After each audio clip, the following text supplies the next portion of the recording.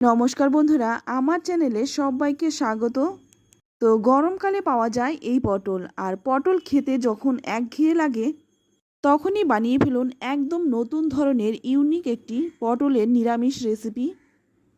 আর এই রান্নাটা আমি গ্যারান্টি দিয়ে বলতে পারি অনেকেই হয়তো জানেন না বা কেউ জানেন না।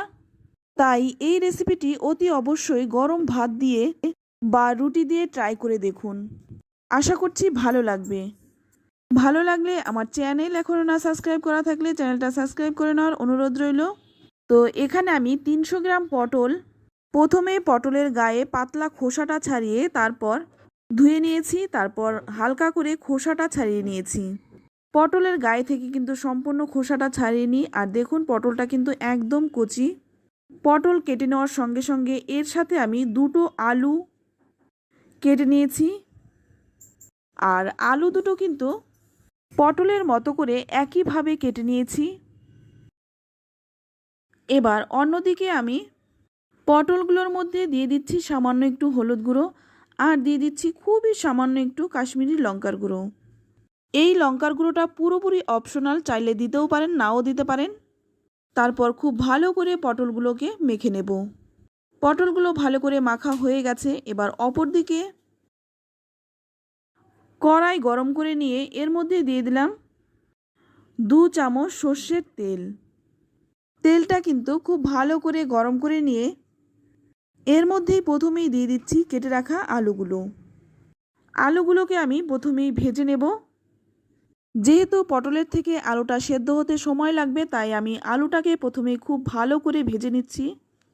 আলুটা যদি ভালো করে ভেজে নেওয়া হয় রান্নার স্বাদটাও কিন্তু ভালো হয়।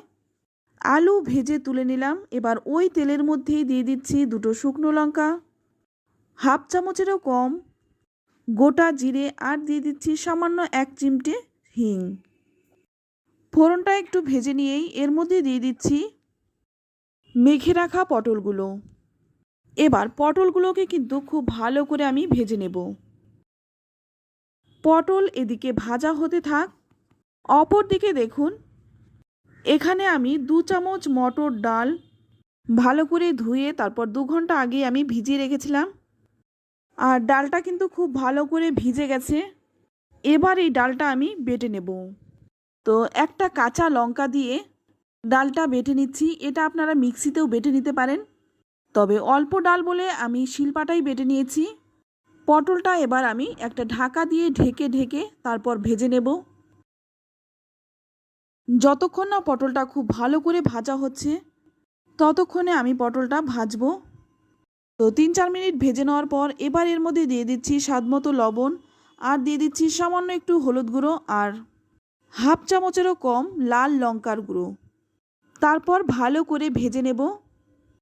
তবে ঝালটা কিন্তু আপনাদের নিজেদের স্বাদ অনুযায়ী দেবেন, যে যেমন ঝাল পছন্দ করেন। তো একটু ভেজে নিয়েই এবার এখানে দিয়ে দিচ্ছি বেটে রাখা ডালটা দিয়ে একটু মিশিয়ে নিয়েই